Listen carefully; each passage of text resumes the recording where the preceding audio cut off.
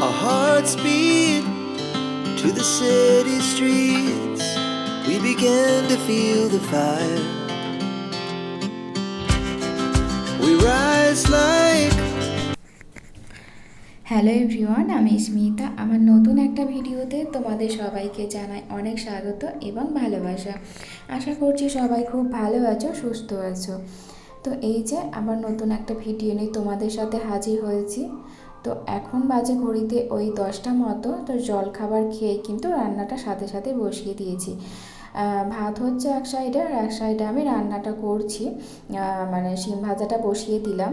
কারণ খুব বেশি সময় নেই, যদি আবার বসে যায় এখন রান্নাটা না বসায় তাহলে কিন্তু পেরে উঠবো না, কারণ ও 12:30টায় ডিউটি বেরিয়ে যাবে। তো 12:30 যেহেতু ডিউটি বেরোবে, তো তোর বসলে কিন্তু রান্নাটা আর মানে করতে পারবো না। তার জন্যই ভাবলাম যে না, তাহলে আগে এদিকে মানে ভাতও বসিয়েছি আর এইদিকে জলখাবার হয়ে গেছে, রান্নাটা বসিয়ে দিই। তো এই রান্না করব হচ্ছে শিম ভাজা করব, আর সাথে করব হালকা পাতলা একটু মাছের ঝোল, বাটা মাছের ঝোল করব। ওই আলু, একটু ঝিঙে, তারপর হচ্ছে বেগুন, এই টমেটো, এই সব কিছু দিয়ে কিন্তু একটু পাতলা করে ঝোল করব বাটা মাছের। আর এখানে বাটা মাছটা সেভাবে পাওয়া যায় না।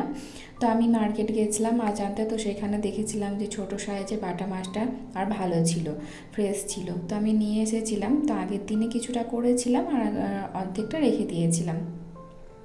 তো সেটাই আজকে একটু পাতলা করে ঝোল করে নেব বাটা মাছের। আর বাটা মাছের পাতলা করে ঝোল খেতে কিন্তু খুব বেশ ভালোই লাগে। আর এখানে জানো তো, মানে বাটা মাছটা পাওয়া যায় না বেশি সময়, না একটু বড় সাইজের যে বাটা মাছগুলো সেইগুলোই পাওয়া যায়। কিন্তু আমার এই ছোটো সাইজের বাটা মাছটা, সেটাই কিন্তু খেতে খুব ভালো লাগে। তো আমি তো আগে কখনোই যেতাম না সেই মাছের মার্কেটে, তো ওকে বলতাম, আর ও না সেইভাবে কিন্তু মাছ অতটা মানে চেনে না। রুই, কাতল এইসব কিছুই চেনে, চিংড়ি, তবু আগে হয়তো সেগুলো জানতো না, এখন একটু বাজার করে বলে শিখে গেছে। তো এর আগেও জানো তো নিয়ে এসেছিল 2-1বার বাটা মাছ, কিন্তু খাওয়া যায়নি। তারপর ওকে বলতাম যে সারো, এইগুলো আর নিয়ে আসতে হবে না, রুইয়ের কাতলটাই নিয়ে এসো। কারণ খেতে ভালো লাগে না, ফালতু রান্না করেও যখন খাওয়া যায় না, তখন সেটা আর কি এনে লাভ, তাই না? তো যাই হোক, রান্নাটা আমার হয়ে গেছে। আর তারপরে ওর টিফিনটা গুছিয়ে নিচ্ছি। তো আজকে ওকে টিফিনে কিছু বানাইনি, মানে ফলের মধ্যেই টিফিন ফল দিয়ে দিলাম। আম আর আম ছিল, আর অ্যাপেল, আর তার সাথে একটা কলা দিয়ে দিয়েছি। তো এই যে ওকে ব্যাগটা প্যাক করে দিয়ে দিয়েছি, মানে টিফিনটা ব্যাগে ভরে দিয়েছি, রেডি করে দিয়েছি। তারপর ও বেরিয়ে পড়লো, কারণ ওর একটু দেরি হয়ে গেছে। তো বেরিয়ে গেছে, এরপরে এবার আমি ঘরের কাজে লেগে পড়বো। তো তাই ভাবলাম তার আগে আমি থালা বাসনগুলো ধুয়ে নিই, কারণ অনেকটা থালা বাসন না জমে গেছে, দেখতেই তো পাচ্ছ কতটা থালা বাসন হয়ে গেছে।